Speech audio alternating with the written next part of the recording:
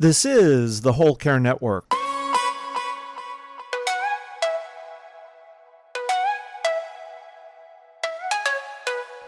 Helping you tell your story one podcast at a time. Content presented in the following podcast is for information purposes only. Views and opinions expressed in this podcast are solely those of the host and guest and may not represent the views and opinions of the Whole Care Network. Always consult with your physician for any medical advice, and always consult with your attorney for any legal advice. And thank you for listening to the Whole Care Network.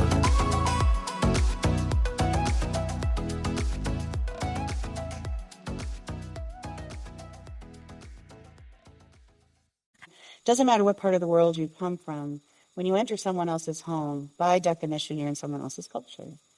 And so as our systems are also trying to adapt to how do we bring things home, we know that we've got to be adaptive, right? And understand what needs to happen. Are you caring for others while working and trying to live your own life? Wondering how to find the time for your own health and happiness? Well, you're in the right place. The Happy Healthy Caregiver podcast, which is part of the Whole Care Network, is the show where real family caregivers share how to be happy and healthy while caring for others. Hello and welcome. I'm your host, Elizabeth Miller. I'm a fellow family caregiver, a care advocate, a professional speaker, author, certified caregiving consultant, and certified senior advisor. If this is your first time listening, thank you for being here. This is a show produced bi-weekly to help family caregivers integrate self-care and caregiving into their lives. Each episode has an accompanying show notes page. If you'd like more detail about the topics, products, and resources we speak about, or you want to see any of the related photos, you'll find the show notes by going to the website happyhealthycaregiver.com,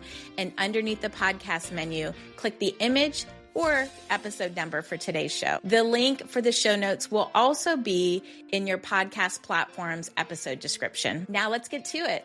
Let's jump into this episode. Before we get into this Caregiver Spotlight episode with Paurvi Bhatt, I first want to share a couple announcements. The first one is I don't want you as family caregivers or just as cruise lovers to miss the boat on this opportunity. Myself, along with several care advocates in this space, are going on the Self-Care at Sea cruise in October of 2025, and we want you to join us. Learn how we are going to celebrate and socialize with family caregivers on this cruise by checking out bit.ly HHC Self-Care Cruise. I want to thank our episode sponsor, Crazy Compression. If you ever feel like your feet and legs are exhausted by the end of the day, or you've noticed some swelling after sitting or standing for too long, you might be a candidate for compression socks. I want to introduce you to Crazy Compression Socks. They are a fun solution to keeping your legs feeling fresh and energized. And they're going to make a serious style statement, because not only are they going to give you that top-notch support, but you can pick out bold, different, fun patterns that help express your personality. Head over to crazycompression.com.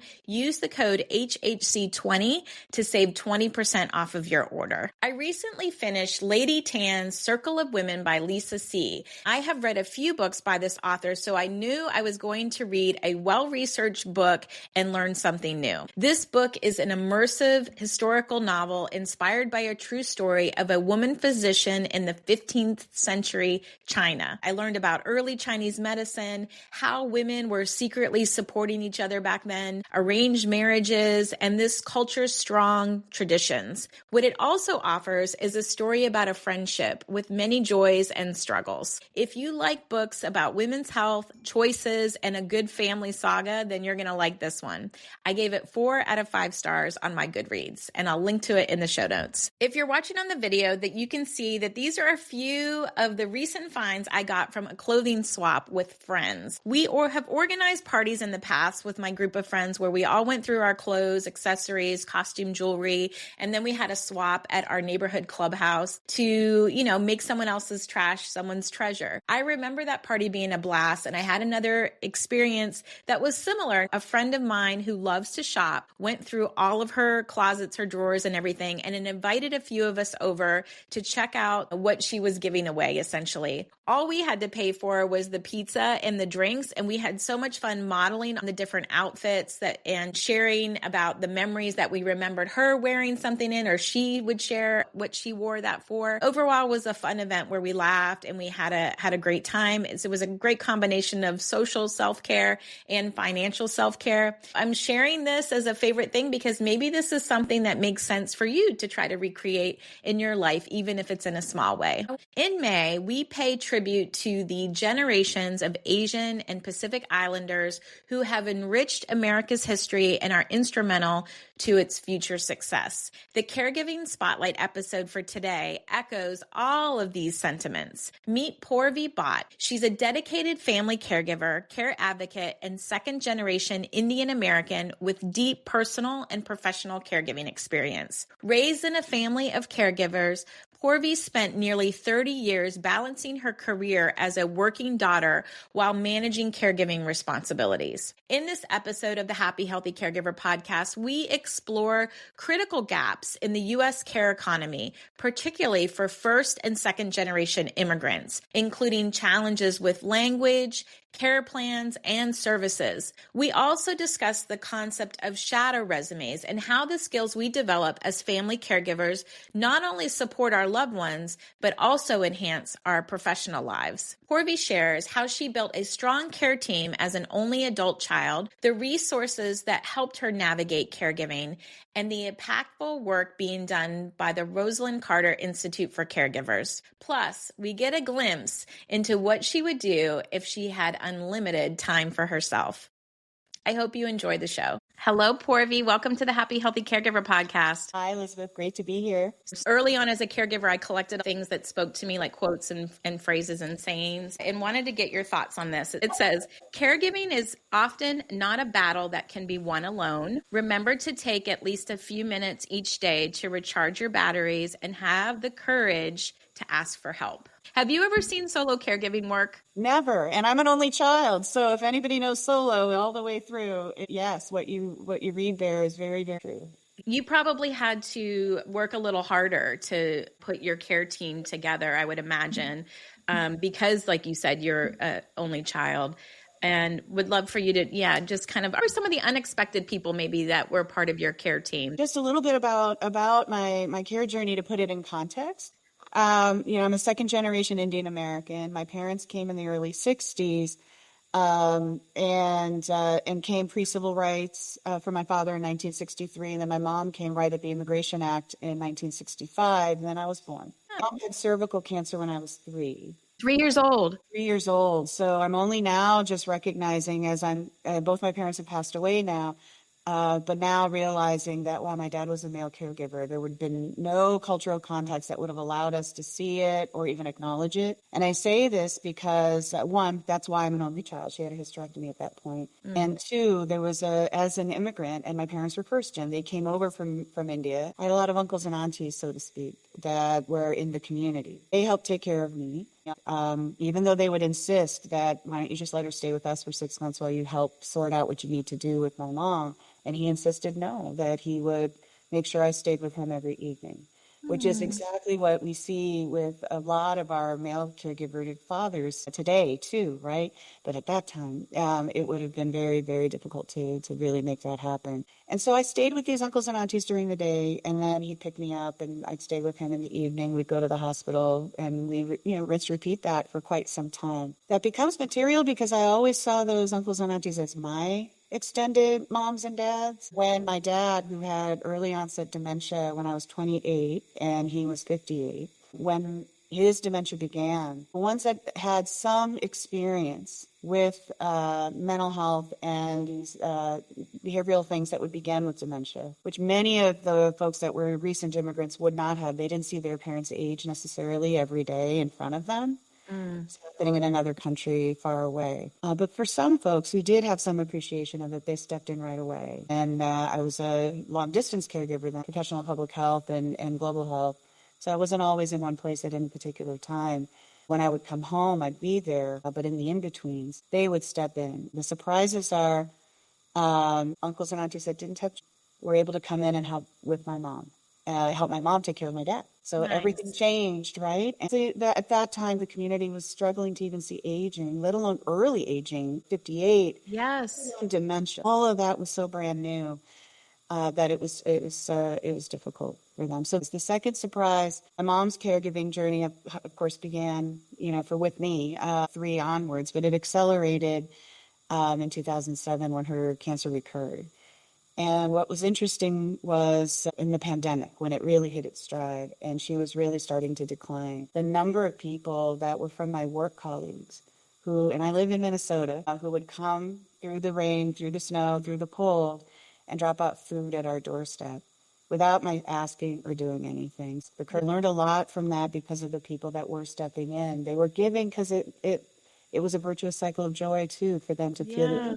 participate. And that same that care circle continues now for me because I'm on my own, and I stay close to the ones that are here. The last one I'll say that was a surprise was a workplace related one. I was an executive at Levi Strauss at one time when my dad's dementia was ongoing and my mom's cancer began in 2007. It was that leadership team that it was well before hybrid work, and it was that leadership team that understood and allowed me to work virtually from home in Chicago at that time and be able to lead a global role from Chicago and then come back. And even when I pulled aside our CEO at one point and just said, well, thank you for allowing me to be in Chicago, I don't think the team in South Africa cares where the phone call comes from. He goes, neither do I. So you just keep going. That kind of affirmation goes such a long way. Those are surprises, right? Yeah. You don't see them often. And that is part of the care team, are those really incredible managers and teams that come together for you.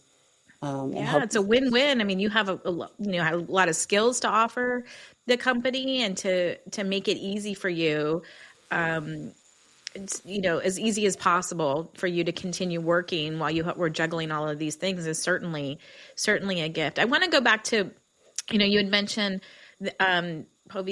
Paurvi, that you are a daughter of immigrants, a second generation immigrant, and you've shared the care and aging is a new experience mainly for this new phase of immigration in the mainstream systems, like the timing of when your folks came over here, and that they may not have had or even have today things in place for these immigrants. Can you share examples of how that U.S. has a gap potentially there in their support for immigrants and their caregivers? Sure. I think, what's important to think about with all of this is culture. Yeah. So, we're in an era now where we want to age in place. We want hospital at home. We want everything to happen at home. And when that's going on, doesn't matter what part of the world you come from, when you enter someone else's home, by definition, you're in someone else's culture. And so as our systems are also trying to adapt to how do we bring things home, we know that we've got to be adaptive, right? And understand what needs to happen. What's unique, at least in my experience, what's unique is when you've got a second generation who's trying to take care of a first generation. And so if you I started here earlier, but if you put yourself in our shoes, our parents came when they were in their 20s. Mine certainly did. And they came here to work. They came here to do a lot of things. And by virtue of making that trade-off, especially in those early years, they, like I mentioned before, they didn't see their parents. They wish they could have, but they didn't see their grandparents and their own parents age in the ways that we do today when we're living together in community here in the United States with families, right? So they could only imagine. And that had its own pain associated with it, right? But that is replicated now for every first generation that comes without their family with them, right? Is this feeling of distance and then realizing time is moving forward. They're not seeing what that looks like. And if you're here, and if you're a child of those parents, you're also not seeing your grandparents get older in front of you, which is also not giving you the opportunity to understand what are the rituals that you need to do. How do you take care in a time when, families that live together, right, multiple generations together, are more a part of certain cultures.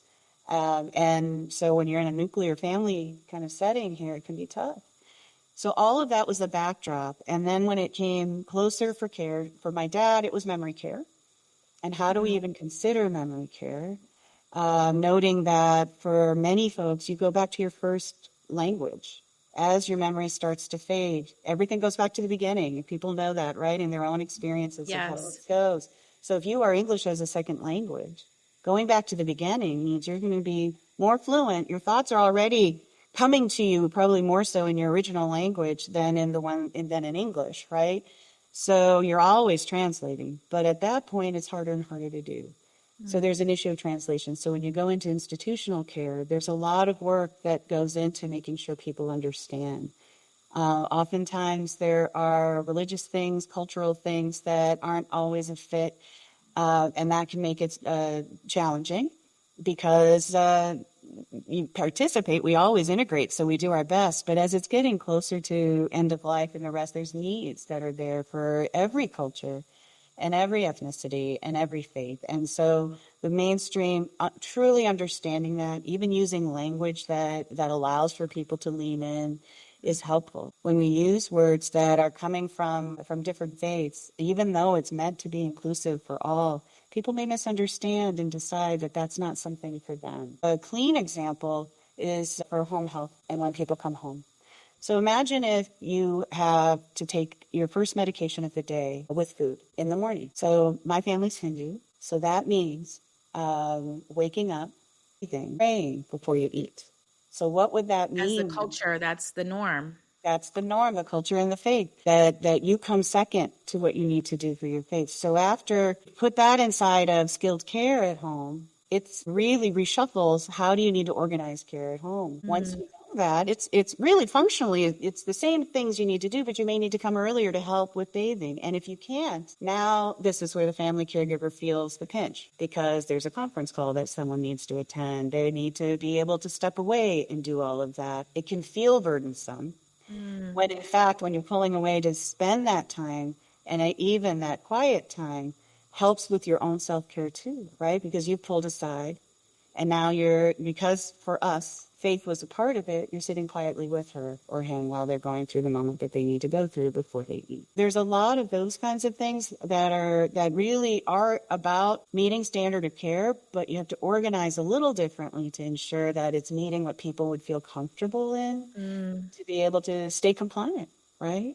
Yeah, imagine there's some questions that people could put on their intake forms and their care plan forms in order to kind of better understand those nuances. Even for my mom, I had to almost teach her how to advocate for herself when she got in an assisted living community because she just wasn't used to really kind of using her voice in that way. All of those nuances really are important because that is critical to making someone feel comfortable in those environments. And if they're comfortable, then that's going to be more successful, which is going to help the working caregiver, the family caregiver who's trying to, put up the scaffolding behind the whole care situation.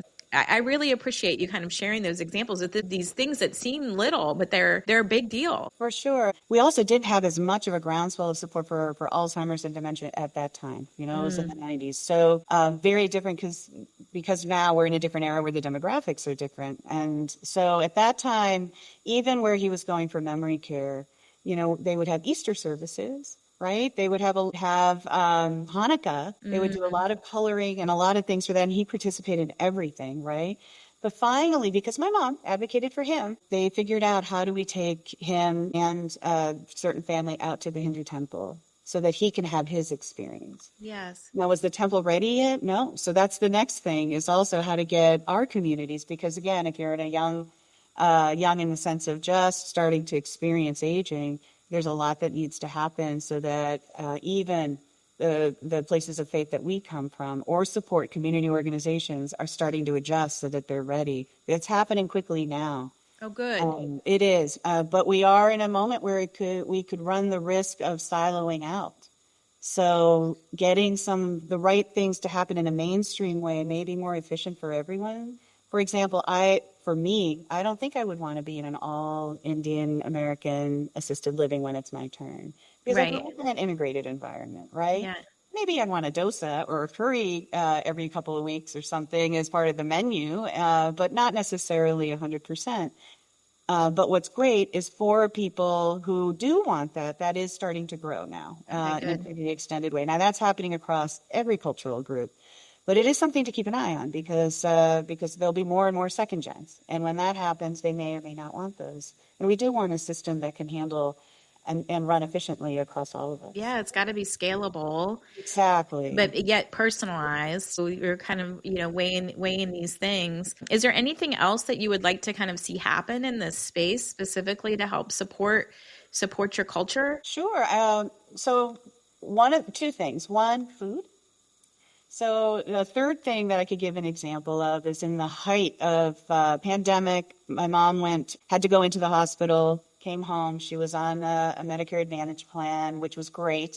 And it had, okay, you're going to get 10 days of meals that are going to be sent home. I'm like, okay, that's awesome. Here's the menu. Great. What are the vegetarian options? The only thing at the time was oatmeal. And in my overwhelm, which all of us can appreciate, someone's coming home has to be ready. Home is nowhere near ready. We can all say that. So I'm in my flurry of trying to do it. I said, fine, just give me 10 of those, right? I had a garage wall full of oatmeal meals because it wasn't something we could do, right? And so some of these vendors that are really trying to help put together healthy meals, getting some ethnic mix in there, because I think our society today is starting to enjoy different kinds of food, not just for one ethnic group. Yeah, I would want that. Right? I love to explore all kind of There you ethnic go. food. So if there was a couple of options there, partnering with some other folks that are who are producing those foods for the ethnic community, and then starting to offer that.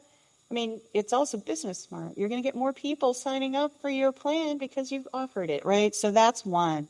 And that even flows into the hospital, right? When you can get a pizza and a burger sometimes at the hospital, right? I mean, it's kind of wild, but not necessarily some healing foods that might come from various cultures, not mine alone. And then the final is sometimes the use of terms. So, for example, the word chaplain. So the word chaplain implies, even though we know the training is in spiritual healing, but the word and the entry of the professional can imply to some that this isn't for me. And so the comfort that is intended can get confused for people if you assume it's for a certain faith or assume it's for a certain population, and yet it's the option that's offered from bedside in the hospital all the way to bedside at home in your final moments. Mm-hmm. And not all home care and end of life are as well versed yet in what's necessary in these final stages. And so even the integration of understanding, or even bringing someone from different temples in with you, when you go into the hospital, if I recall, you do say what faith you are. There's a reason. They know.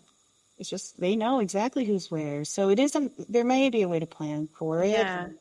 Is there a better word, like a more inclusive word? Spiritual healer, spiritual comfort. Even if it's not spiritual, if there are people who may not have aligned to any particular faith but need comfort in these times. Yeah.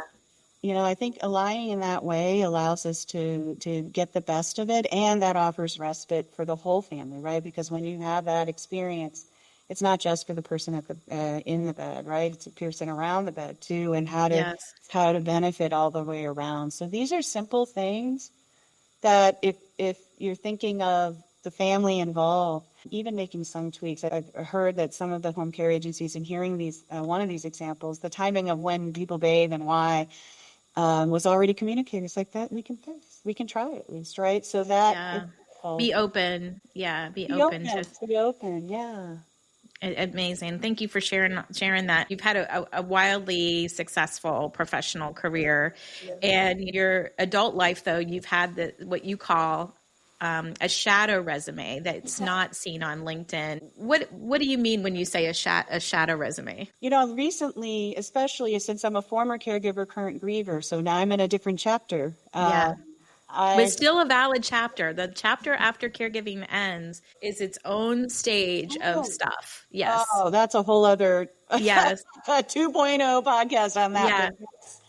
It is. Just to cap that off, when the caregiving ends, you often wonder, where does the care go next? Because that part has just gotten so awakened, right? Mm-hmm. And it can be challenging. My little dog gets a lot of it, but that ends up being something about that chapter. What I was surprised my younger self was able to do was when a lot of this began with my dad. So I'm in my 20s, right? So I've made a lot of decisions. I didn't marry. I didn't have children. I decided that I needed to stay focused on my parents. But in order to do that well, I needed to be very vocal at work. So what I was doing, and this is part of the silent resume, without realizing what I was doing, is I was saying that I'm a working daughter. Before working daughter, as we're seeing it now, it's used so often, but at that Yes. time, it was the early 90s, there was so much for working moms. And I knew that that wouldn't be an identity for me and that there wouldn't be a structure at work that could recognize that this is something that needs to be built. You know, working moms there's a community of that. There's even runways to help people come on and off, right? And none of that. Today we talk about it differently, right? But at that Right. time, not at all. And so much so that I would bring my cell phone into interviews and be very specific about saying, your cell phone's here because a kid might fall at a soccer match and you need to be ready for that. Mine's here because my dad might wander. Both of us are going to need some grace when that time happens. How was that received when you said that, like working daughter, especially because you were saying it potentially when other people, weren't using that? How was it received? And was there an environment, was something needed in the environment to make you comfortable saying that? If you back up and you see where my career began, it's in the HIV movement before HIV was really known to be what we know it to be now for the most part. And so speaking up was a part of what I was doing. You're like, here we go. One more opportunity. So I was doing it as an ally and professionally figuring out how to move assets to outcomes for that. And if you just, for a quick segue, if you think about what was happening then, especially around the world, there wasn't anything you could do. People were at home who needed care, which meant kids stopped school, came home to take care of those people. Parents came home, grandparents were taking care of those kids, and folks who were sick at home. So if you just telescope out from that for a second, doesn't that feel like what's going on in a different way right now? Mm-hmm. People are trading all and trying to take care of people that they love. Yeah, we need the flexibility. You need the flexibility. So I was in that space of work, right? So I tried to bring it up in those settings. How people responded was they paused and said, "What is that?" And then I described what it was. And then for those who felt comfortable, and there were many, they were like, "Well, I'm doing that too." Yeah, me too. Me too. And so that started some conversations. I figured if I was interviewing with that, then full disclosure, you know exactly who you're hiring. Yeah. So when the time comes when I might ask for some flexibility, it may be met without surprise. I didn't know what FMLA was at that time. I had to use it a few times. I had to use it in some settings where there wasn't comfort, even though I did all those things. And my mom was, I use it often, her quote, she said, "All of you who are trying to do so much for others around the world, you don't seem to take care of each other very well." Well said, Mama. Yeah. So I was like, wow, she's seeing what's going on, right? And so that gave me pause and more courage because she said it that way. If I fast forward to my time at Medtronic, I was blessed with a lot of leaders, just like my Levi's days, who took care of us and knew us because, of course, we were open about it. And it was in the Twin Cities. And my mom and I lived together for 13 years for me to take care of, for us to take care of each other. And because I grew up in the Twin Cities, she knew where we were at. And so she was my plus one. She came to everything. They all kind of inherited another mom in the circle. But when in the early days, same thing. I was talking with our head of HR at that time and said the same thing. I'm a working daughter. The same thing I had been doing my entire career. Mm-hmm. And she said, "Same thing. What is it?" And I told her, and she goes, "So am I." And what she did is there was a big meeting that hundreds of people, internal meeting that we were all in a big auditorium, and she was giving a keynote, and then she went off script. And she said, "You know what? I'm not going to be here for the entire meeting. Actually, right after I'm done here, I'm leaving because my mom is scheduled for hip surgery in a different state." And then she pointed to the CEO and said, "And my boss is sitting right here." And I texted her. I said, "You just made it easier for so many people." Yes, live by the example. Right. So this resume is a part of the courage of breaking the compartments down and bringing things together. And a lot of the other things were basically just sorting out, knowing your benefits alongside, right? Mm-hmm. You don't see that on anybody's LinkedIn, or knowing how to handle a crisis. Most people, at least in the industries I work in, given its health, right, is really understanding how to predict for risk and pivot quickly, have people around you that you can trust when that moment comes, right? If you really think about who gets really recognized as they're moving, it's the ones that can see it before anyone else can see it, Right. and starts to plan for it and starts to get everything organized so it doesn't disrupt so many things. I'm pretty masterful at that. There's Yeah. self-care that is needed because there's only so much of that functional anxiety that can go. But that's been built for years, and that is in the resume. But where did that come from? It came Yes. from this, and that's the part that we're not recognizing. Is there are incredible skills that are going in both directions. I knew how to figure out the questions around pairs and the rest because I'm trained to know that. So Yes. So many skills. I mean, we would hire a caregiver in a minute because we know, but right. like to vocalize those things is important as working daughters and working caregivers. And recently I shared this with you. I put on LinkedIn, like my caregiving year. I'm still a caregiver. I'm a support caregiver for my brother. And there is, been some seasonality to care, but I think, making that, being proud of it and putting it out there because there's in the bullet points, underneath I learned, diplomacy and problem solving and teamwork and how to manage a crisis, how to prevent and mitigate a crisis, how to manage competing priorities. Like there's decision making. There's so many different things that you're looking for in your leaders. Yes. And so, you don't just have to learn them in a professional setting. Not at all. And I would just also say the flip side, as many of us who kind of are stepping into the care infrastructure, the care economy, the care ecosystem, whatever you want to call it, our expertise isn't only that we have been caregivers. It's also all that training that we did before we decided to step in here. So the whole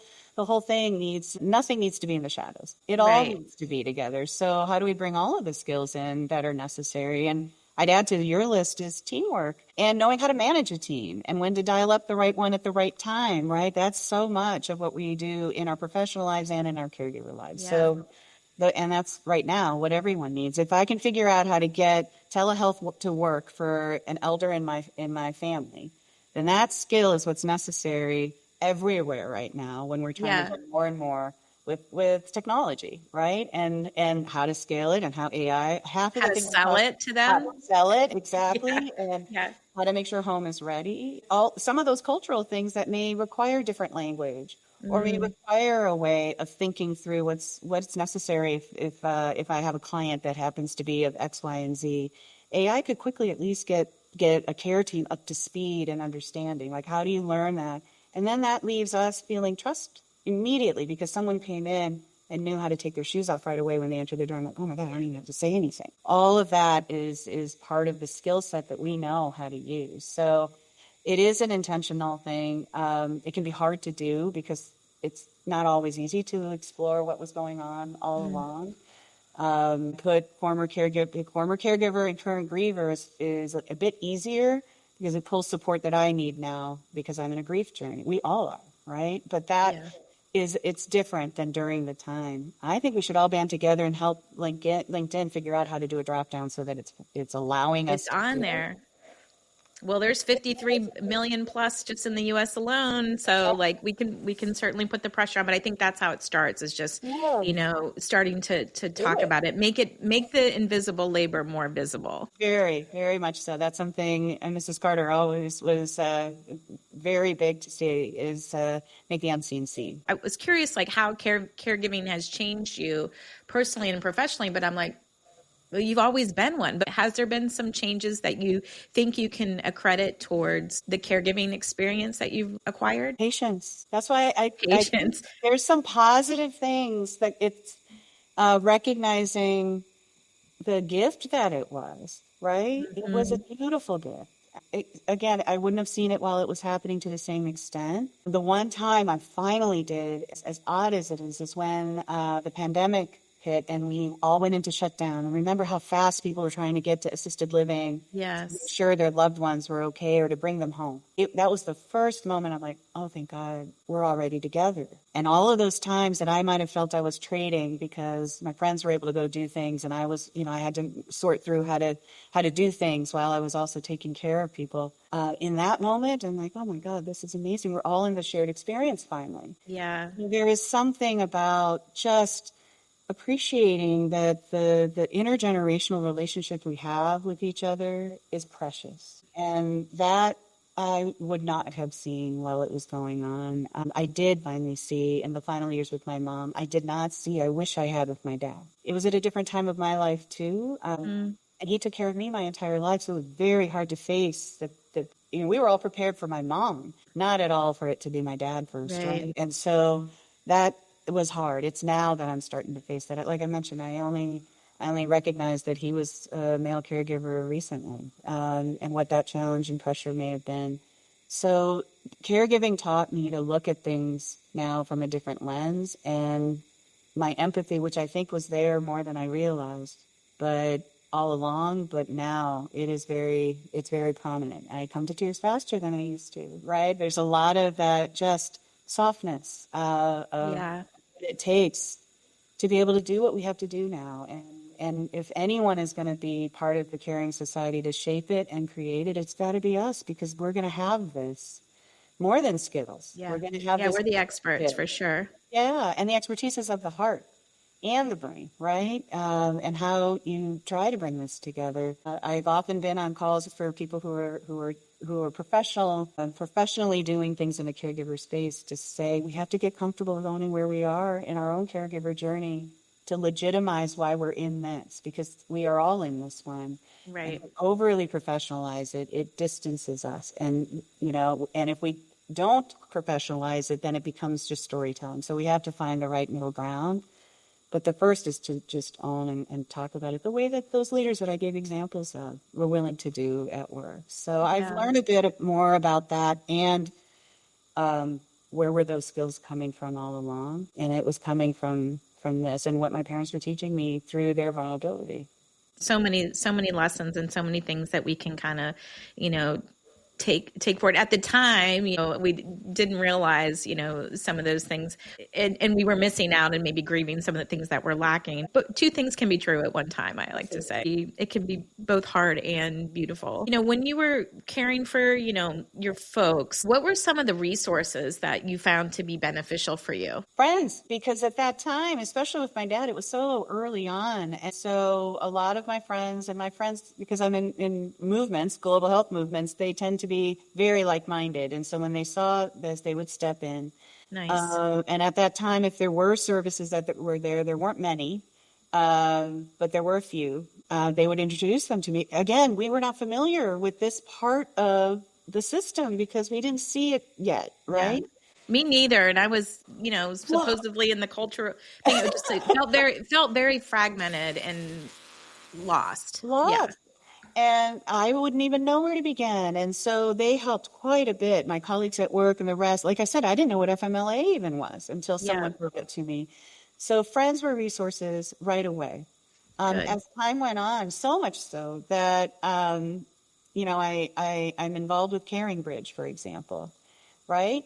Tell about Caring Bridge. I know what it is, but just in case someone's listening. Sure. So Caring Bridge began, 25 plus years ago, almost 30 years ago, much like the Rosalind Carter Institute, one of the oldest responders serving the caregiver population. For Caring Bridge, it's notably the first platform that allows for communication before Facebook, before LinkedIn, before all of that, to ease communication and information sharing and offer support. And the mission of Caring Bridge is so no one goes through a health journey alone.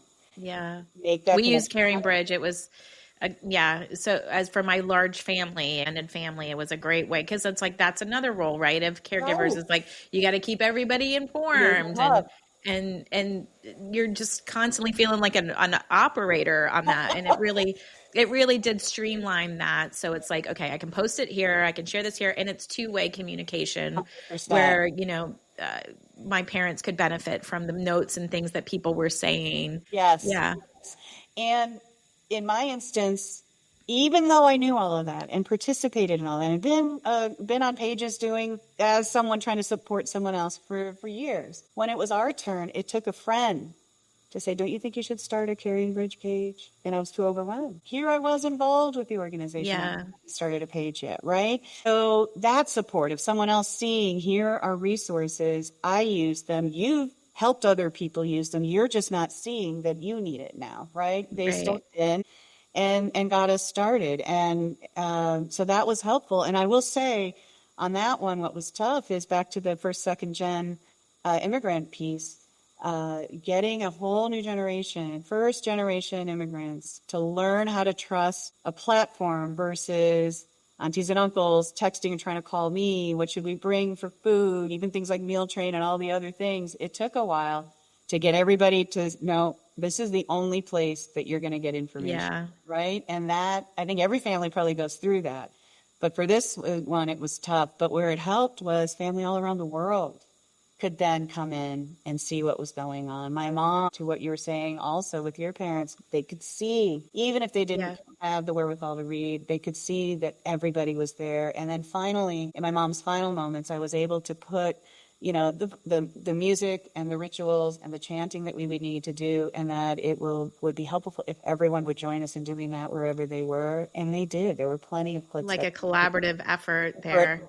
Lift the spirit together. And so those kinds of things are incredibly, incredibly helpful. And that was, for us, that was an incredible resource. You know, I happen to have a great benefit. At the time, it was Wealthy, and I'm also an advisor for them in full disclosure. But because of this, it was, you know, as soon as this was picking up during the pandemic and I was still working at Medtronic, we happened to have Wealthy as a benefit. And it took a minute for me to figure out, how do I use this? There's a lot of resistance in starting because you can't, it's hard to acknowledge this is happening, right? Well, and it's an investment too. It's like, you know, and I'll link to Wealthy so people can learn more about it. But it's basically a benefit platform. It's like a bolt-on benefit platform for working caregivers. It is for employers to participate in an offer, and it has care navigation as well. And that is something, having gone through that whole, a garage full of oatmeal moment. Okay, somebody else. You're never going to want to eat oatmeal I again. know. Yeah. Why like would you? in Minnesota, you could leave frozen food in the garage. That would be okay. Yeah. But at that time, it was a moment of, okay, you have to get help. You don't even understand the system. But it took me thinking, how am I going to get this to work for me? And I basically was like, all right, pretend this is a project manager on your leadership team.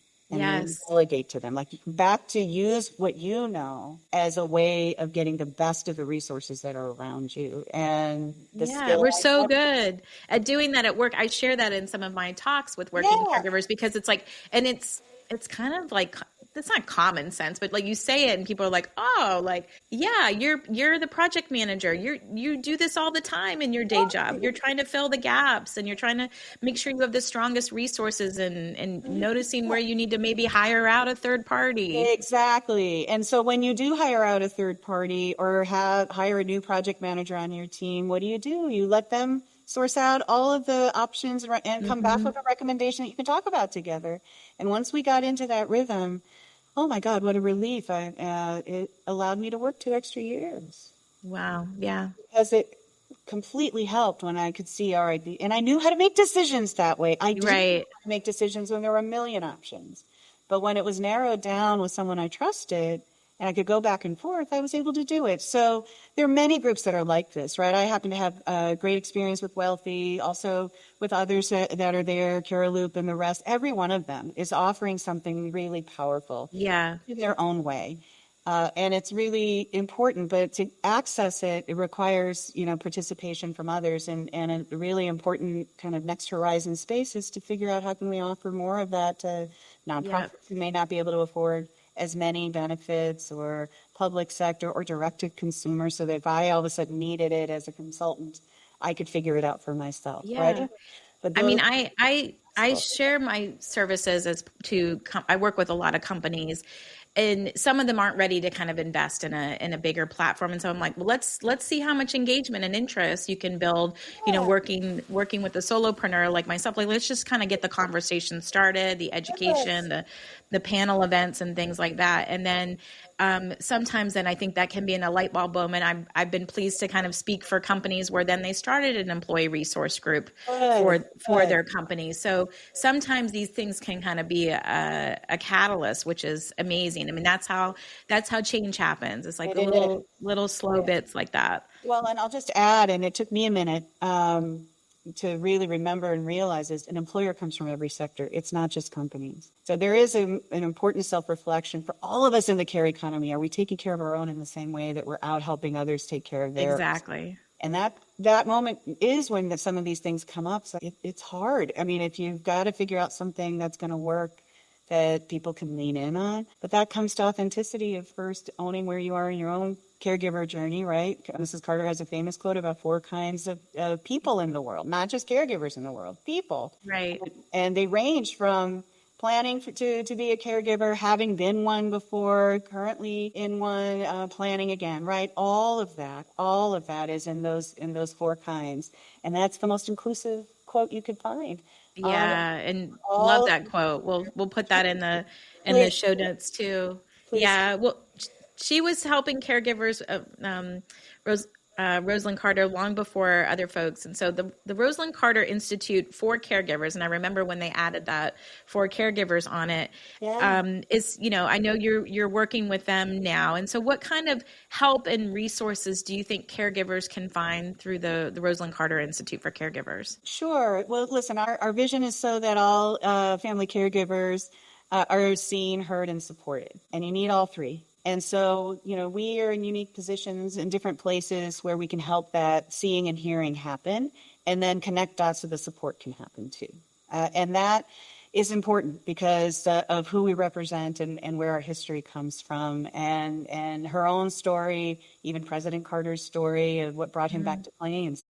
So what we offer are a couple of things. One big thing is we've worked very hard with Duke University in creating something after all these years of being in this space called caregiver profiles. And we uniquely frame family caregivers as those who are taking care of those who are aging, those who are ill, and those who may be experiencing a disability. With that in mind, we looked at published research that had happened over the years, over 10,000, almost 13,000 published papers, because caregiving are going around for a while, as well as some focus groups with caregivers themselves, and came up with a typology of 10 different profiles, experiences of what caregivers go through irrespective of what is happening with their care recipient. So this is the first step of, do you see me? If you follow us on social, every week we'll lift up a profile and see, does anyone relate to that? Oh, wow. Yeah. It helps people be seen, but it also, if we're looking at it more concretely, and the next step is to try and test these, is to say, listen, if you happen to be profile 1, 3, and 6, because you can be multiples, is there something going on with you? Is your stress higher? What's going on for people who might be just getting started in caregiving now and managing a crisis? If you knew that, like a demographic toggle box that you could just check off, and then you see, well, you know what? There's a whole lot of folks who happen to live in rural areas that are sitting in this profile. What does that caregiver need beyond what the recipient needs? And so we feel really strongly that this is almost a public good for all of us to see what can we learn from this and then apply it to the work that we have now. You may have seen at the end of August, CDC MMWR, Morbidity and Mortality Weekly Report, released some data. They were comparing caregivers and non-caregivers across 19 health indicators. 13 of them, caregivers were disproportionately doing worse than non-caregivers. So that doesn't surprise me, but it would surprise people who've not been a caregiver. Yeah. I raise it because if you knew what experience, what profile our caregivers going through, and you might be able to see, you know what? Cardiovascular risk is happening the greatest in these 3 profiles. You might be able to intervene. So there's all sorts of things with these profiles that allow support to show up when it's most needed. And we can't right now we see the caregiver, if at all, through the care recipient. And then we're organizing everything so that caregiver can be the most helpful in the least pressured way for the care recipient. Yeah, like let's use them instead of them being invisible. They feel like they're the nucleus of everything that's going on in the center, the hub. Yeah. And I also feel like, we get a diagnosis or something when they get a completely changes the dynamic of everybody. around them. So I can see the power for sure of these profiles, and we've got to make use of some of these tools because it's only going to get more and more strained, right? As we are, not that, aging adults is synonymous with disease and everything, but we are outnumbered already of the people who need care.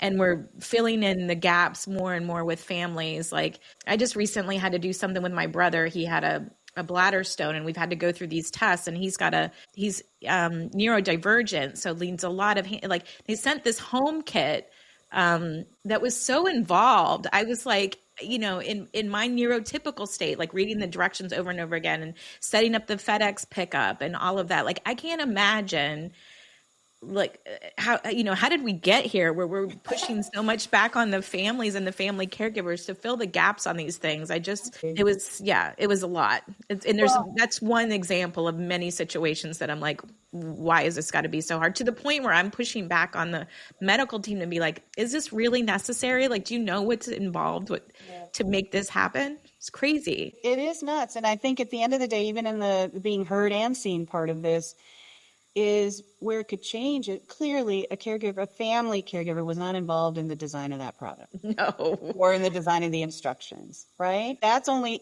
ramping up as more and more aging happens at home, hospital at homes. And we all want to be at home when you're the one that is not feeling well. You just want to get home.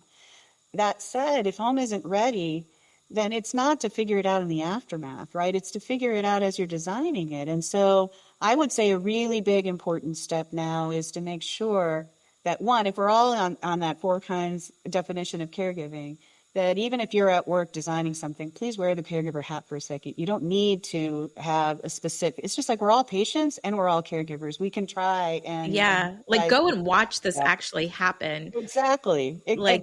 Could you do it, right? Okay, yeah. Look at this for a second. Could you do it if you were with whoever you think is in need? Right. Why not, right? So, what if you were an immigrant trying to take that test? You know what would happen probably, Paurvi, is they would just put this box aside and been like, this isn't going to happen. It's not. And then until someone comes and says, hey, what is that? Yeah. You're doing something.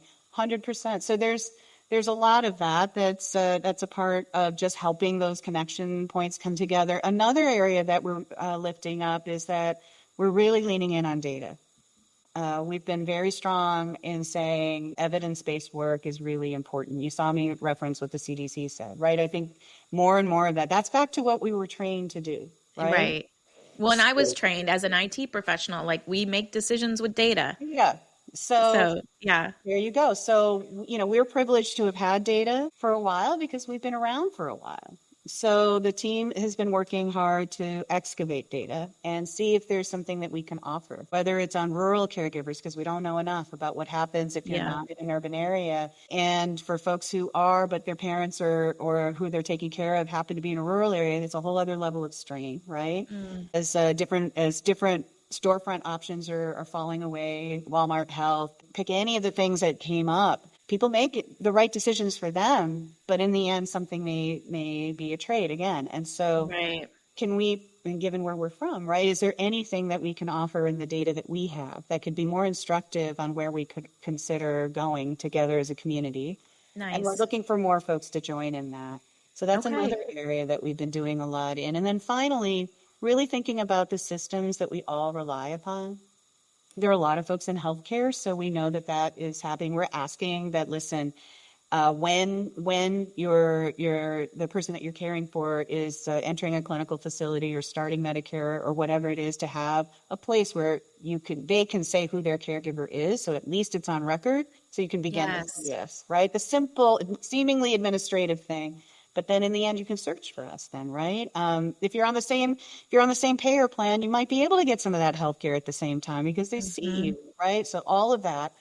But in addition to that, what about the other systems that we need? So we've become fairly well known for disaster preparedness and making sure caregivers are prepared. And what that means is, and I have to say, for all the preparation I had, I did not cover this one, which is my mom's on oxygen. We live in Minnesota. If there was a tornado, Do I have a tank close to the car if we needed to get somewhere? Is there one downstairs? If we needed to get to an evacuation center, would they all accept us, or is there one that I need to go to specifically? Yeah. All of those things require What planning. if I run out of this? Yeah. I mean, Right? my mom lived in Michigan for a minute with my sisters. Yeah. I had to get a generator. She needed Exactly. oxygen 24/7. Like, Yeah. big deal. Power goes out often. So there it is, right? And now seasonal things aren't so seasonal anymore, right? Look at what we've all just gone through with polar vortexes in places that aren't used to Yeah. it, wildfires that are going nuts. I've been on some of these calls and said, when everyone's got a lot of compassion for where others are, and what those caregivers are going through, I said, you know what, but this is the time, in addition, that we should be checking. Did we plan for if it happened here? And the first thing that comes up is, who wants to think about that right now? And we're so bad at it But this is where something could be helpful. Maybe there's AI or a way for a plan to come together, and then it's inside your cupboard where the DNR stuff is. Yeah. It's peace of mind. Peace of mind that it's there. When it was our family, I'm like, I have a sticker on the window that tells everyone we have a dog in here. But there's nothing to say that we've got someone who's going to need additional Someone help. who's bedridden, like my mom, like, yeah, Right. like there was, And I was a traveling caregiver. So I'll end on this one. I was here in California during the 2017 fire in Santa Rosa, the first big wildfire that everybody witnessed. And my mom was at home. And I barely got out. And I was thinking, oh, my God, what would happen if something happened to me? I don't know that we planned all of this. And when I got out, our team happened to rescue a 90-year-old who was separated from her family. Same thing. That poor daughter hadn't figured out what happens in this time, right? So it's a storytelling way of really locking in on the other areas that we play in are this other systems that most people aren't thinking of. And most of this is very tied to the Carter legacy as well, where you would expect us to be, with the integrity of data, with the honesty of what we need to talk about, and things like disasters and relief. Yeah. So grateful for the work that the Rosalind Carter Institute is doing. You talked a little bit about your self-care. You mentioned in particular like your friends and your social self-care. I wrote a journal that had caregivers in mind called the Just For You Daily Self-Care Journal.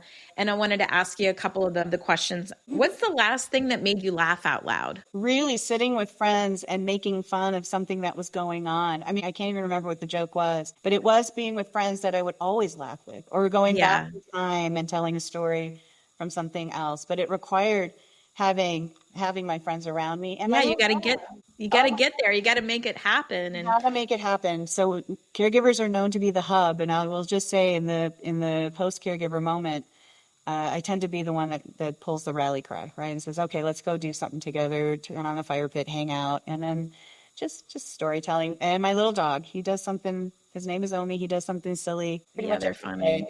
And my main thing, though, is I love going to big concerts.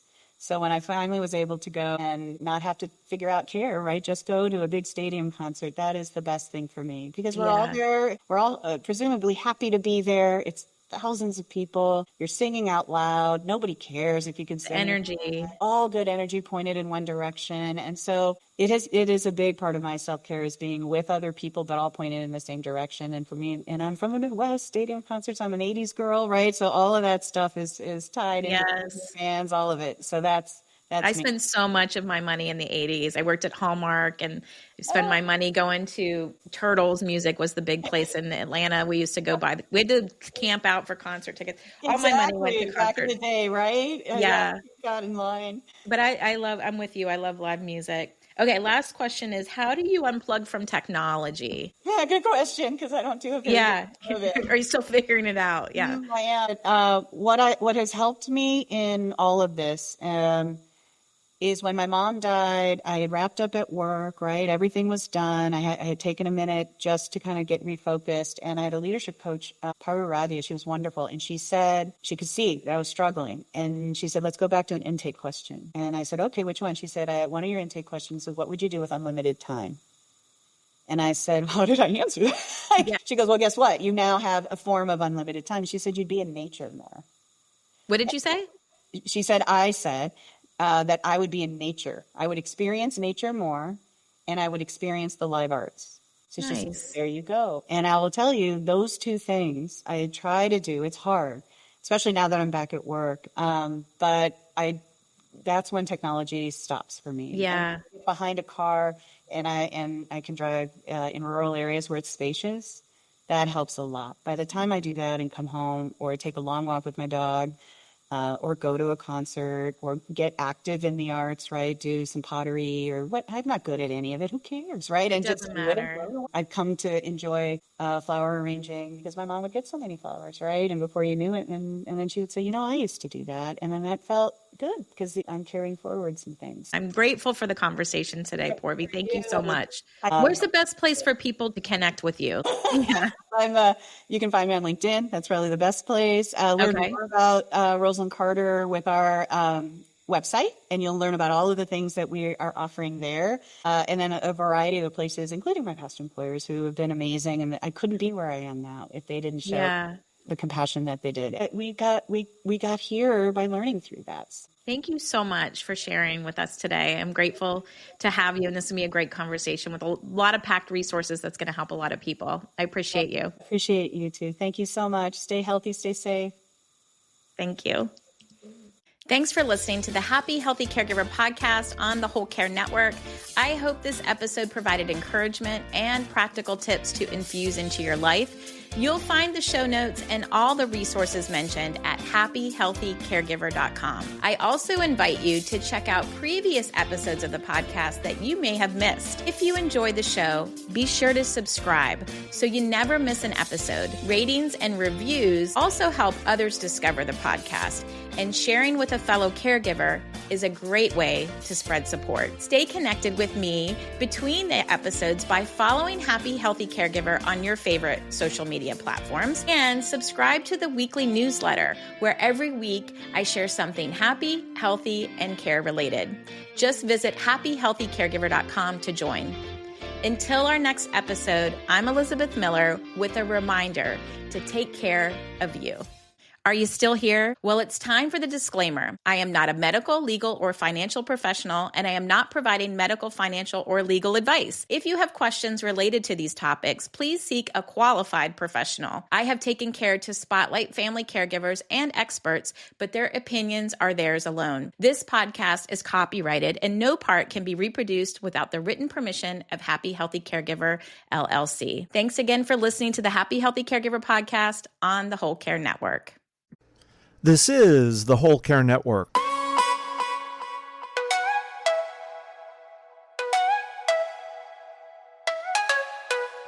Helping you tell your story one podcast at a time.